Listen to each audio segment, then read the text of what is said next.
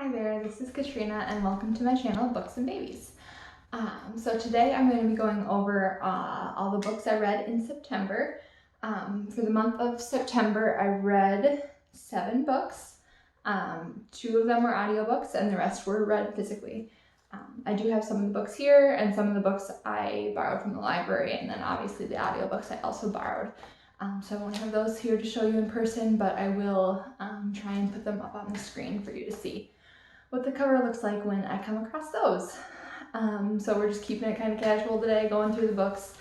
I'm not great at summaries, but I'll tell you what I thought about them and the general basis of what they are. And if you're interested in them, I recommend you just go and check them out on your own. So the first book that I finished was Kingdom of Ash by Sarah J. Maas. This is the last book in the Throne of Glass series.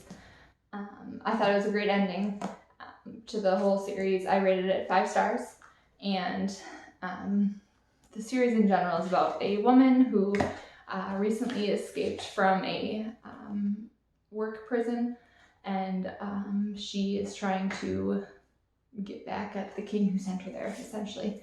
And it has a whole bunch of twists and turns. She meets a group of people that become her comrades in arms, pretty much. It's a great family, friends, and a great system of magic and creatures that goes on throughout the story. So I really enjoyed that series, and pretty much love anything Sarah J. Maas writes. So the next book I read actually was another Maas book. It is The Crescent City House of Blood and Bone. That one I also gave 5 stars.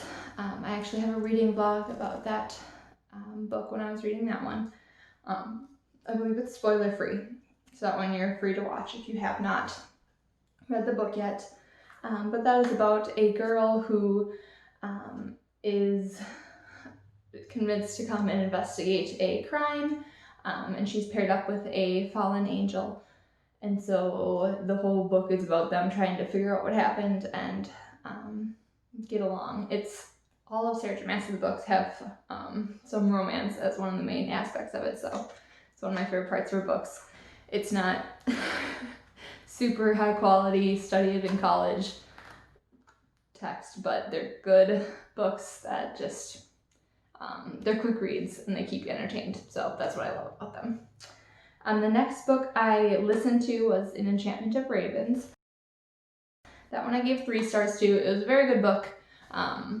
It centers around humans and fays. I love pretty much any story with fae in them. They're always intriguing to me.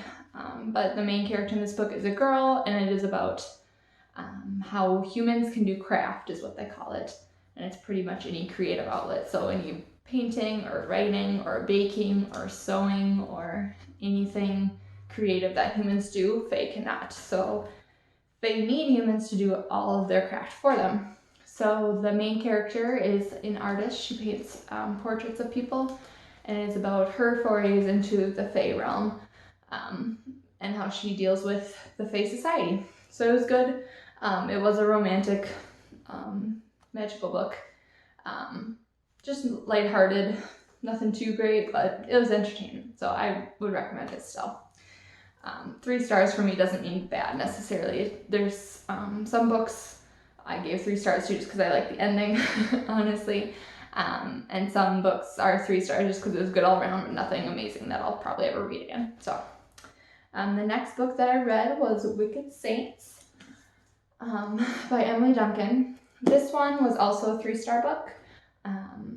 This one I was not as big of a fan of. I was reading this one of the vlogs and I kind of went into my thoughts on it, but it was kind of confusing to me. I never fully understood the magic system, and that might just be me. More people might get blood magic, but I don't really.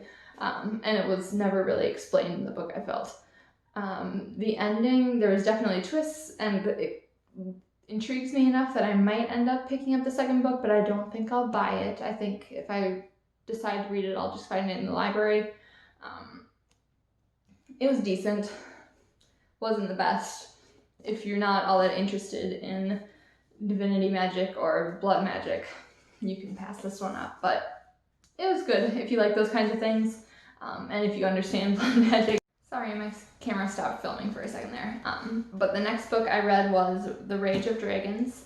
I read this for the Shelf Space book group, reading group that Jessie does from Jessie May's channel. I'll try and link that below. But this is a very much military-centered fantasy story. It does involve dragons somewhat. Most of this book involves more of the fighting and training school that the main character goes to than the dragons, but I feel like that happens in a lot of dragon books. So in this book, the main character, his name is Tao, and he decides to, this all happens in the beginning, so it's not really a spoiler, but he decides to go to this military school to become the best warrior to get revenge for his father's death. Everything is upheaved in his life, and once his father dies, and he decides that he's just hell-bent on revenge, and so he's going to do everything he can to pay back the killers that he believes deserve it. So it's a lot of training. There's some good camaraderie in it. I wasn't a huge fan of Tao. He's very single-minded and driven and can't really see anything else going on, but his friends are what makes the book. I love the friendship that they have, and how they go through everything. He might slightly change as the book goes on. I'm hoping that he will change, or we'll get a little bit different perspective in future books. I know Evan Winters is writing more. I believe it's a 4-book series. The second book is coming out in November, and I have pre-ordered that book. So I'm hoping that there are more points of view, or that Tao evolves a little bit in the future books. That'll just kind of keep me coming back for more type thing. But overall, I did give this a 4 stars. I don't remember if I said Wicked Saints was 3. I think I did say that. This was a 4-star book. It was good. I liked it. I didn't like the main character all that much, but I liked the rest of the book. Some good political intrigue and good fight scenes, and yeah. I haven't been on a military kick lately, which is kind of strange for me, but it's good. I like the politicalness of the stories, which then leads me to the next book, which was Morning Star. This was the 3rd book in the Red Rising trilogy. It's the end of the trilogy. I know that he did end up writing a 2nd trilogy that follows it. I'm not sure if I'm going to move on to it or not. I've heard mixed reviews on that trilogy.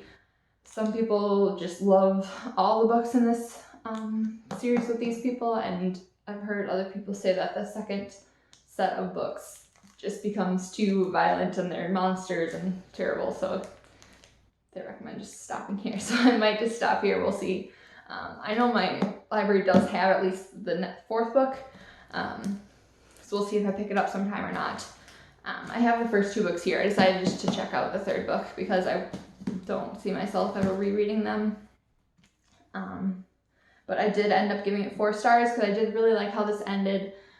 Darrow is the main character, and in this series he is trying to form a rebellion to overthrow the corrupt queen, empress, whatever she is, that has enforced a very severe caste system for the last 700 years or something like that. She hasn't. Her early society was. They are distinguished into, I think there's like 10-ish different colors that make up a caste system. The highest level is the golds, the lowest is the reds, and then there's different colors in the middle. Each color is for a different profession, I guess you could say, and also body types. So the golds are the largest.